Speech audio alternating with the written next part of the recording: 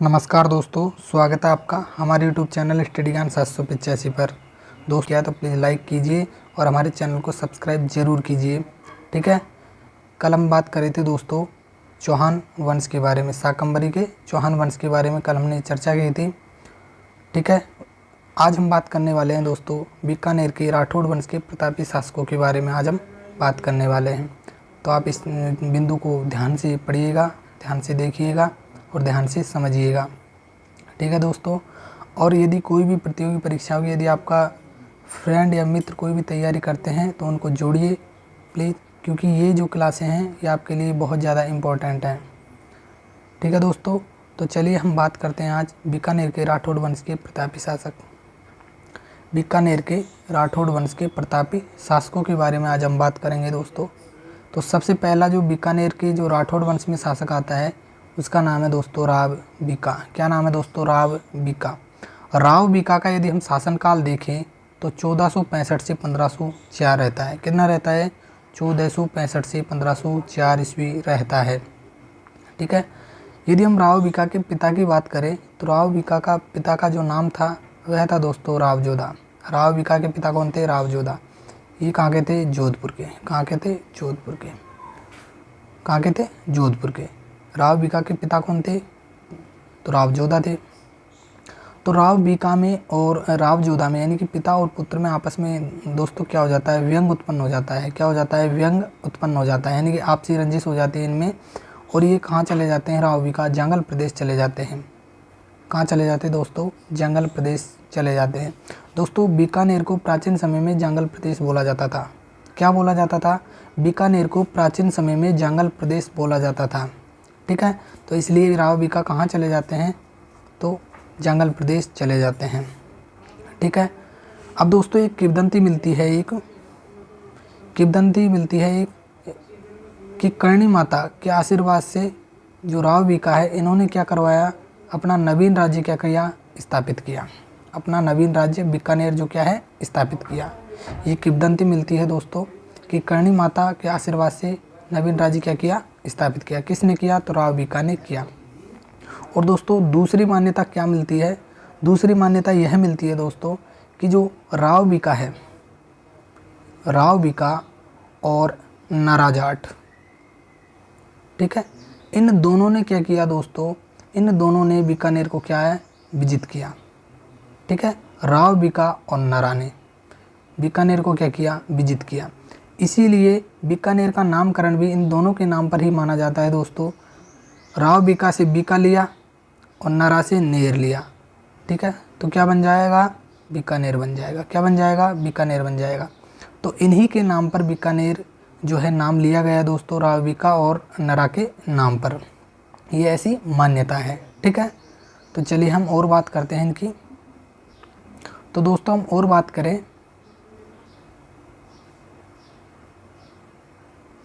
भाटी, चौहान, खींची और कायम खानी, इनसे जीता था दोस्तों इन्होंने बीकानेर। ठीक है, इनमें क्या डाल दी दोस्तों? इन्होंने फूट डाल दी, और फूट डाल करके जो है आपस में इनमें फूट डाल दी।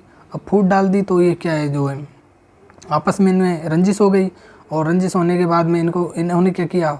इसका फ़ायदा उठाया राव बीका ने और नारा जाट ने। ठीक है, तो इनसे क्या किया इन्होंने? ये बीकानेर छीन लिया और क्या कर दी? बीकानेर की स्थापना कर दी। पुंगल पड़ता है दोस्तों बीकानेर में। पुंगल के राव सेका की पुत्री से विवाह कर उसने अपनी स्थिति मजबूत की। किसने स्थिति मजबूत की दोस्तों? किसने? तो ये की थी राव बीका ने। किसने की थी दोस्तों? राव बीका ने। राव बीका ने पुंगल के राव सेका की पुत्री से विवाह कर उसने अपनी स्थिति क्या कर ली? और ज़्यादा मजबूत कर ली। राव सेका था वहाँ का शासक, कहाँ का? पुंगल का। पुंगल की पुत्री से क्या कर लिया? विवाह कर लिया दोस्तों, और अपनी स्थिति को और ज़्यादा क्या कर लिया? इसने मजबूत कर लिया। और ज़्यादा स्थिति को क्या कर लेता है? मजबूत कर लेता है। चलिए हम और बात करते हैं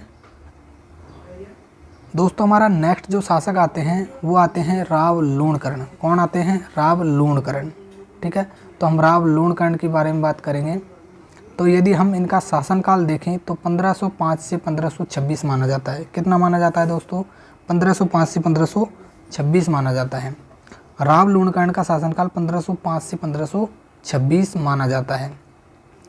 आप ध्यान रखिएगा, ये बहुत ज़्यादा इंपॉर्टेंट है। आप चाहे किसी भी प्रतियोगी परीक्षाओं की तैयारी कर रहे हैं जिसमें राजस्थान इतिहास पूछा जाता है, उनमें ये बहुत ज़्यादा इंपॉर्टेंट है दोस्तों। जो मैं आपके लिए शासक लेके आया हूँ ये बहुत ज़्यादा इंपॉर्टेंट है, तो आप इनको ध्यान में रखिएगा। राव लूणकर्ण के यदि पिता की बात करें हम तो राव बिका। राव लूणकर्ण इसने नागौर शासक मोहम्मद खां को क्या किया दोस्तों, पराजित किया। नागौर का एक शासक था जिसका नाम था मोहम्मद खां, और मोहम्मद खां को ये क्या है, पराजित कर देते हैं। ठीक है, तो आप ये ध्यान रखिएगा कि नागौर के किस शासक को पराजित किया राव लूणकर्ण ने, तो ये वो किया था मोहम्मद खां को। किसको किया था, मोहम्मद खां को किया था। यदि हम इनके उपनाम के बारे में बात करें कि राव लूणकर्ण का उपनाम क्या था, तो दोस्तों इनका उपनाम था कलयुग का कर्ण। क्या नाम था, कलयुग का कर्ण। क्या नाम था, कलयुग का कर्ण। यदि आपसे पूछा जाए एग्जाम में कि कलयुग का कर्ण किसे कहा जाता है, तो वो कहा जाता है राव लूणकर्ण को। क्या कहा जाता है, राव लूणकर्ण को। किसको कहा जाता है, राव लूणकर्ण को कहा जाता है। अब जो कलयुग का कर्ण है यह कहा किसने था, तो यह कहा था दोस्तों बिट्ठू सूजा ने। किसने कहा, बिट्ठू सूजा ने कहा। बिट्ठू सूजा का एक ग्रंथ है दोस्तों राव जेतसिरो छंद। राव जेतसिरो छंद में बिट्ठू सूजा जो है राव लूणकर्ण को कलयुग के कर्ण की क्या दी है, संज्ञा दी है। तो आप ये ध्यान रखिएगा, भूलिएगा मत कि कलयुग का कर्ण किसको कहा जाता है, तो राव लूणकर्ण को कहा जाता है। कलयुग के कर्ण की संज्ञा राव लूणकर्ण को किसके द्वारा दी गई, तो वह दी गई थी बिट्ठू सूजा के द्वारा। किस ग्रंथ में दी गई है, तो वो उस ग्रंथ का नाम है राव जेतसिरो छंद। क्या नाम है, राव जेतसिरो छंद। ठीक है दोस्तों, आगे हम बात करें दोस्तों, ये दानशीलता के लिए भी जाने जाते हैं। ठीक है, एक दानी राजा थे, तो दानशीलता के लिए इनकी तुलना किससे की जाती है, राजा कर्ण से की जाती है। किससे की जाती है, राजा कर्ण से की जाती है। ठीक है, महाभारत का जो राजा कर्ण था दोस्तों उससे इसकी तुलना की जाती है। इसकी तुलना किस ग्रंथ में की जाती है, तो उस ग्रंथ का नाम है दोस्तों करमचंद्र वंशोत्कीर्तन काव्यम में इसकी तुलना की जाती है। ठीक है, दानशीलता के बारे में जो तुलना की जाती है वह की जाती है दोस्तों करमचंद वंशोत्कीर्तन काव्य में तुलना कर्ण से की जाती है।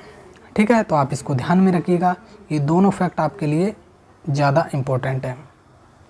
यदि हम बात करें 1526 ईस्वी की, 1526 ईस्वी में डोसी का युद्ध होता है दोस्तों। कौन सा होता है, डोसी का युद्ध। डोसी का युद्ध एक तरफ राव लूणकर्ण होता है दोस्तों, और एक तरफ होता है नारनौल के नवाब अभिमीरा। कौन होते हैं, नारनौल के नवाब अभिमीरा। अभिमीरा से क्या है दोस्तों, हार जाते हैं और लड़ते हुए क्या हो जाते हैं, इनकी मृत्यु हो जाती है। लड़ते हुए क्या हो जाती है, इनकी मृत्यु हो जाती है। तो आप इसको भी ध्यान में रखिएगा।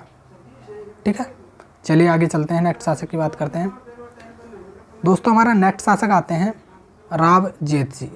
क्या नाम है, राव जेतसी। राव जेतसी के यदि शासनकाल की बात करें तो 1526 से 1541 माना जाता है। कितना माना जाता है, 1526 से 1541 माना जाता है।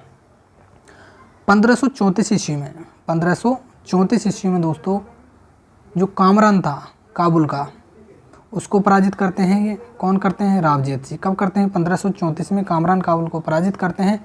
और जो पराजित करते हैं इसका वर्णन, इस युद्ध का जो वर्णन है दोस्तों वो किस में मिलता है, वो मिलता है राव जेतसिरो छंद ग्रंथ में मिलता है। किस में मिलता है, राव जेतसिरो छंद ग्रंथ में मिलता है। राव जेतसी ने बीकानेर पर मालदेव के आक्रमण के समय अपने मंत्री नागराज को शेरशाह सूरी की सहायता प्राप्त करने हेतु भेजा था दोस्तों। बीकानेर पर मालदेव के आक्रमण के समय, यानी कि राव जेतसी के समय जो मारवाड़ का मालदेव था, जोधपुर का जो मालदेव था, उसने राव जेतसी पर क्या किया दोस्तों, आक्रमण किया। यानी कि बीकानेर पर आक्रमण करता है राव जेतसी के समय। कौन, मालदेव करता है। ठीक है, जब यह मालदेव आक्रमण करता है तो राव जेतसी का एक मंत्री था जिसका नाम था नागराज। नागराज को शेरशाह सूरी से सहायता लेने का दे जाता है, तो दिल्ली भेज दिया जाता है। ठीक है, उस समय क्या है, दिल्ली का शासक होता है दोस्तों ये।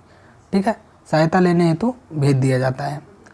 लेकिन सहायता ले आने से पूर्व ही, नागराज जो सहायता लेकर आने से पूर्व ही क्या होता है दोस्तों, साहेबा या पहोबा का युद्ध हो जाता है। किस किस के मध्य हो जाता है, तो राव जेतसी और मालदेव के मध्य साहिबा या पाहिबा का युद्ध हो जाता है। ठीक है, कब होता है? तो 1541 में। आप इसको युद्ध को ध्यान में रखिएगा, कब होता है? 1541 में होता है साहिबा या पाहिबा का युद्ध।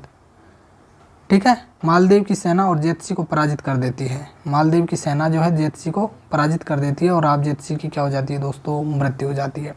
ठीक है, तो आप इन पॉइंटों को ध्यान में रखिएगा। ठीक है, तो शेरशाह सूरी की सहायता प्राप्त करने हेतु रावजेतसी ने किसको भेजा था? तो वह भेजा था नागराज को। ठीक है, और साहिबा या पाहिबा का युद्ध कब होता है? तो 1541 में होता है।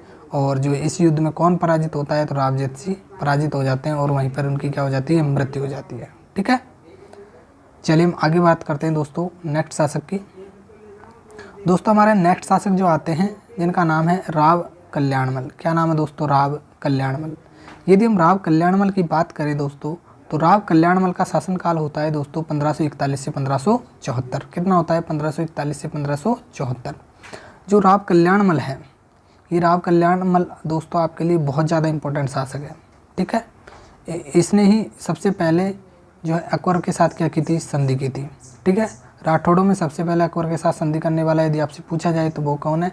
राव कल्याणमल। ठीक है, नागौर दरबार में सबसे पहले उपस्थित होने वाला भी राव कल्याणमल ही है दोस्तों। ठीक है, सांगा की ओर से खानवा युद्ध में भाग लेने वाला भी राव कल्याणमल है। ठीक है, तो आप ध्यान में रखिएगा। चलिए हम बात करते हैं राव कल्याणमल की। तो राणा सांगा की ओर से खानवा युद्ध में क्या लेते हैं? ये भाग लेते हैं। तो आपको ये ध्यान रखना है कि राणा सांगा की ओर से खानवा युद्ध में भाग लेते हैं। ठीक है, पाती प्रबंध जो प्रथा है, ठीक है, उसमें क्या है? भाग लेते हैं। गिरि सुमेल युद्ध 1544 में जो शेरशाह और मालदेव के मध्य होती है। ठीक है, शेरशाह और मालदेव के मध्य जो गिरि सुमेल का युद्ध होता है दोस्तों 1544 में, उसकी तरफ से क्या लेता है? शेरशाह सूरी की तरफ से ये भाग लेता है। कौन लेता है? राव कल्याणमल। राव कल्याणमल शेरशाह सूरी की तरफ से क्या लेता है? भाग लेता है। किस युद्ध में? तो गिरि सुमेल युद्ध में। गिरि सुमेल युद्ध कब होता है? 1543-44 में। ठीक है, तो आप इसको ध्यान रखिएगा। राव कल्याणमल द्वारा भटनेर किले पर क्या किया गया दोस्तों? अधिकार किया गया। भटनेर का किला कहाँ पड़ता है दोस्तों? तो भटनेर का किला पड़ता है दोस्तों हनुमानगढ़ में। कहाँ पड़ता है? हनुमानगढ़ में। ठीक है, तो आप ये भी ध्यान रखिएगा, भटनेर का किला कहाँ पड़ता है? हनुमानगढ़ में। ठीक है, भटनेर का किले की जो स्थापना करने वाले शासक है उनका नाम क्या है? जिन्होंने भटनेर बसाया उनका नाम क्या है? तो उनका नाम है भूपत भाटी। क्या नाम है? भूपत भाटी। तो आप ये भी ध्यान रखिएगा। चलिए हम नेक्स्ट बात करते हैं दोस्तों 1570 ईस्वी में। 1570 ईस्वी में अकबर की अधीनता स्वीकार की, यानी कि नागौर दरबार के समय इन्होंने क्या की? अकबर की अधीनता स्वीकार की। नागौर दरबार कब लगता है दोस्तों? 1570 में लगता है। कहाँ पर? नागौर में। ठीक है, और जो है अकबर की अधीनता भी 1570 में ही नागौर दरबार में स्वीकार की थी दोस्तों इन्होंने। ठीक है, ये है राठौड़ वंश का क्या है? पहला शासक है जिसने अकबर की अधीनता स्वीकार की। ठीक है, तो आप इसको ध्यान में रखिएगा। राव कल्याणमल के दोस्तों दो पुत्र थे। क्या है? राव कल्याणमल के दो पुत्र थे। एक का नाम था राय सिंह और एक का नाम था पृथ्वीराज। एक का नाम क्या था? राय सिंह और एक का नाम क्या था? पृथ्वीराज। यदि हम बात करें राय सिंह की, तो राय सिंह दोस्तों, राय सिंह को अकबर ने जोधपुर का क्या नियुक्त कर दिया? प्रशासक नियुक्त कर दिया। ठीक है, अकबर ने जोधपुर विजित करके जो है राय सिंह को जोधपुर का प्रशासक क्या कर देता है? नियुक्त कर देता है। और पृथ्वीराज को अकबर जो है अपना दरबारी कवि बना लेता है। ठीक है, और दरबारी कवि रहते हुए इन्होंने एक ग्रंथ की रचना की दोस्तों, जिसका नाम है बेली किशन रुक्मणीरी ख्यात। कौन सी दोस्तों? बेली किशन रुक्मणीरी। कौन सी? बेली किशन रुक्मणीरी। बेली किशन रुक्मणीरी। ठीक है, तो कल्याणमल के दो पुत्र होते हैं, राय सिंह और पृथ्वीराज। राय सिंह को जोधपुर का प्रशासक नियुक्त कर दिया जाता है और पृथ्वीराज को जो है अपना दरबारी कवि नियुक्त कर लिया जाता है। किसके द्वारा? अकबर के द्वारा। पृथ्वीराज जब दरबारी कवि होता है तो ये एक ग्रंथ की रचना करता है जिसका नाम है बेली किशन रुक्मणीरी। तो आप इनको ध्यान में रखिएगा। ठीक है, आपके लिए बहुत ज़्यादा इंपॉर्टेंट है। चलिए हम बात करते हैं नेक्स्ट जो शासक आते हैं दोस्तों आपके, उनका नाम है राव राय सिंह। क्या नाम है दोस्तों? राव राय सिंह। क्या नाम है? राव राय सिंह। यदि हम बात करें राव राय सिंह की, तो राव राय सिंह का शासनकाल होता है दोस्तों 1574 से 1612। कितना होता है? 1574 से 1612। कितना होता है दोस्तों? 1574 से 1612। ठीक है, ये वही राय सिंह है दोस्तों जिसको अकबर द्वारा जो है जोधपुर का प्रशासक नियुक्त कर दिया जाता है। ठीक है, इनके पिता का नाम जो है क्या होता है दोस्तों? तो क्या होता है कल्याणमल। क्या होता है कल्याणमल। क्या होता है कल्याणमल। ठीक है। नागौर दरबार में ये सम्मिलित होते हैं। ठीक है, जो 1570 में लगता है नागौर दरबार में ये सम्मिलित होते हैं। ठीक है। इनको अकबर द्वारा कंधार अभियान और गुजरात अभियान में भेजा जाता है और वहाँ पर ये क्या करते हैं अपनी वीरता का प्रदर्शन करते हैं, यानी कि वीरता दिखाते हैं। कहाँ भेजा जाता है तो कंधार अभियान और गुजरात अभियान पर इनको भेजा जाता है, तो ये अपनी वीरता प्रदर्शित करते हैं दोस्तों। ठीक है। 1572 ईस्वी में इन्हें जोधपुर का प्रशासक नियुक्त कर दिया जाता है। ठीक है, ये ध्यान रखिएगा आप। 1574 ईस्वी में राय सिंह जो है महाराजा धीराज की उपाधि धारण करते हैं दोस्तों, और बीकानेर के क्या बन जाते हैं शासक बन जाते हैं। 1574 में राय सिंह महाराजा धीराज की क्या करते हैं उपाधि धारण करते हैं और बीकानेर के शासक नियुक्त हो जाते हैं। ठीक है, बीकानेर के शासक बन जाते हैं दोस्तों। इनके समय भीषण अकाल पड़ता है। इनके समय क्या होता है दोस्तों भीषण अकाल पड़ता है। क्या पड़ता है भीषण अकाल पड़ता है। इसलिए उस अकाल में क्या होता है दोस्तों बहुत सारा धन खर्च होता है। ठीक है, अकाल के समय क्या है गरीब मजदूरों को बांटते हैं, तो उसमें बहुत सारा धन क्या हो जाता है खर्च हो जाता है भीषण अकाल के समय। इसीलिए मुंशी देवी प्रसाद ने इनको क्या कहा है दोस्तों, इन्हें कहा है राजपूताने का कर्ण। क्या कहा है दोस्तों राजपूताने का कर्ण। तो आप ये ध्यान रखिएगा कि मुंशी देवी प्रसाद ने राजपूताने का कर्ण किसे कहा है, तो वो कहा है राव राय सिंह को। किसको कहा है राव राय सिंह को। ठीक है, तो आप ये ध्यान रखिएगा राजपूताने का कर्ण किसने मुंशी देवी प्रसाद ने किसको कहा है, तो वह कहा है राव राय सिंह को। यदि हम इनके निर्माण कार्य की बात करें दोस्तों, यदि हम इनके निर्माण कार्य की बात करें तो इन्होंने निर्माण करवाया था दोस्तों जूनागढ़ दुर्ग का। किसका करवाया था जूनागढ़ दुर्ग का इन्होंने निर्माण करवाया था। कहाँ पर करवाया, तो वो करवाया था बीकानेर में। कहाँ करवाया था बीकानेर में। बीकानेर में इन्होंने जूनागढ़ दुर्ग का निर्माण कराया और जो जूनागढ़ का जो मेन दरवाज़ा है, ठीक है, उस दरवाजे पर जयमल और फत्ता की पाषाण की पत्थर की मूर्ति क्या करवा दी दोस्तों स्थापित करवा दी। जूनागढ़ दुर्ग में जो मेन दरवाज़ा है उस पर जयमल और फत्ता की पाषाण मूर्तियाँ क्या है दोस्तों लगवा दी गई इनके द्वारा। और जूनागढ़ दुर्ग के भीतर क्या है दोस्तों राय प्रशस्ति लगी हुई है। इन्होंने राय प्रशस्ति भी क्या है लिखवाई। ठीक है, तो जूनागढ़ दुर्ग के अंदर इन्होंने क्या करवाई राय प्रशस्ति लिखवाई। ठीक है, तो आप ध्यान रखिएगा। चलिए हम बात करते हैं नेक्स्ट शासक राव कर्ण सिंह की। तो दोस्तों यदि हम राव कर्ण सिंह के बारे में बात करें, ठीक है दोस्तों, राव लूणकर्ण अलग है और राव कर्ण सिंह अलग है। तो आप ये ध्यान में रखिएगा कि हम बात करेंगे राव कर्ण सिंह की। तो राव कर्ण सिंह के बारे में यदि हम बात करें तो इनका शासनकाल है दोस्तों 1631 से 1668 ईस्वी। कितना है दोस्तों 1631 से 1668 ईस्वी। इनके समय जो दिल्ली का बादशाह था वो थे शाहजहाँ। तो शाहजहाँ के दक्षिण अभियान में महत्वपूर्ण भूमिका निभाई। क्या निभाई दोस्तों शाहजहाँ के दक्षिण अभियान में महत्वपूर्ण भूमिका निभाते हैं कौन राव कर्ण सिंह। कौन निभाते हैं राव कर्ण सिंह। तो आप ध्यान रखिएगा 1642 और 44 ईस्वी के मध्य एक युद्ध होता है जिसका नाम दिया गया है दोस्तों मतीरे की राड़। क्या नाम दिया गया है मतीरे की राड़। अभी जो ये मतीरे की राड़ है इन्हीं के समय होती है दोस्तों। ये किन किन के मध्य होती है, तो बीकानेर का कर्ण सिंह और एक तरफ है अमर सिंह जो है कहाँ है नागौर का। कहाँ का है नागौर का। एक तरफ है बीकानेर की कर्ण सिंह, दूसरी तरफ है नागौर का अमर सिंह। इसमें नागौर के जो अमर सिंह है उसकी क्या है दोस्तों विजयी होती है और कर्ण सिंह हार जाता है। ठीक है, तो आप ये ध्यान रखिएगा मतीरे की राड़ कब होती है 1642 से 44 के मध्य होती है। किस किस के मध्य होती है, तो वह होती है दोस्तों कर्ण सिंह और अमर सिंह के मध्य। किस किस के मध्य होती है, तो वह होती है कर्ण सिंह और अमर सिंह के मध्य होती है। तो आप इसको ध्यान में रखिएगा। अमर सिंह कहाँ का है दोस्तों नागौर का और कर्ण सिंह कहाँ का है बीकानेर का। तो आप इसको ध्यान रखिएगा।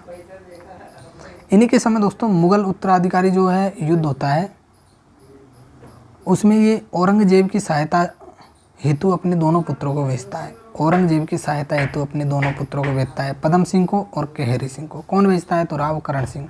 राव कर्ण सिंह जो है मुगल उत्तराधिकारी युद्ध में औरंगजेब की सहायता हेतु अपने पुत्र पदम सिंह व केसरी सिंह को कहाँ भेजता है, तो दिल्ली भेजता है। ठीक है, ठीक है दोस्तों, तो आप इनको ध्यान में रखिएगा। पदम सिंह और केसरी सिंह को भेजता है। ठीक है, जब औरंगजेब शासक बन जाता है तो फिर वो जो है उनके दरबार में ये है उपस्थित होते हैं। ठीक है, सुक सप्तति। सुक सप्तति। सुक्त सप्तति किसका ग्रंथ है दोस्तों? तो वह है चिंतामणि भट्ट का। किसका है? चिंतामणि भट्ट का। किसका ग्रंथ है? चिंतामणि भट्ट का ग्रंथ कौन सा दोस्तों? सुक सप्तति। कौन सा है? सुक सप्तति। किसका है? चिंतामणि भट्ट का। सुक्त सप्तति जो ग्रंथ है यह राव कर्ण सिंह को क्या कहता है? तो यह कहता है कि यह क्या है? जालंधर बादशाह। किस चीज़ की संज्ञा देता है सुक्त सप्तति ग्रंथ? जालंधर बादशाह की संज्ञा देता है। किसको देता है? राव कर्ण सिंह को। तो जालंधर बादशाह कहा जाता है। किसको कहा जाता है दोस्तों? तो राव कर्ण सिंह को कहा जाता है। तो आप ध्यान रखिएगा कि जालंधर बादशाह किसको कहा जाता है? तो राव कर्ण सिंह को कहा जाता है। ठीक है, आप ध्यान रखिएगा। नेक्स्ट बात करते हैं दोस्तों, कर्ण सिंह ने साहित्य कल्पद्रुम ग्रंथ लिखा। स्वयं की बात करें हम कर्ण सिंह की, तो इन्होंने एक ग्रंथ लिखा जिसका नाम है साहित्य कल्पद्रुम। क्या नाम है? साहित्य कल्पद्रुम। आप लोन कर्ण नहीं करके क्या करोगे? राव कर्ण सिंह करोगे। क्या करोगे? राव कर्ण सिंह करोगे। ठीक है, क्या करना है? राव कर्ण सिंह करना है। ठीक है, यदि हम इनके दरबारी विद्वानों की बात करें दोस्तों कि इनके दरबारी जो विद्वान था उसने कौन सा ग्रंथ लिखे, तो दरबारी विद्वान थे दोस्तों इनके गंगानंद मैथिली। कौन थे? गंगानंद मैथिली। कौन थे दोस्तों? गंगानंद मैथिली। ठीक है, तो इनके दरबारी विद्वान कौन थे? गंगानंद मैथिली थे। इन्होंने ग्रंथ लिखे थे दोस्तों कर्णभूषण और काव्य डाकिनी। कौन से दोस्तों? कर्णभूषण और काव्य डाकिनी।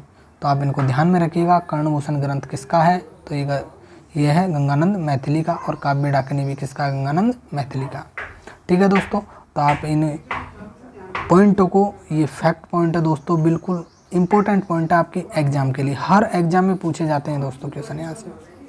ठीक है, तो आप इनको ध्यान में रखिएगा, भूलिएगा नहीं, और बार बार रिवाइज करिएगा जिससे कि आपको ये याद हो सके। ठीक है, आपकी मेमोरी में सेव हो सके। ठीक है दोस्तों, आई होप आपको ये वीडियो बहुत अच्छी लगी होगी, और यदि वीडियो अच्छी लगी तो वीडियो को लाइक ज़रूर करें, लाइक करना नहीं भूलिएगा। ठीक है दोस्तों।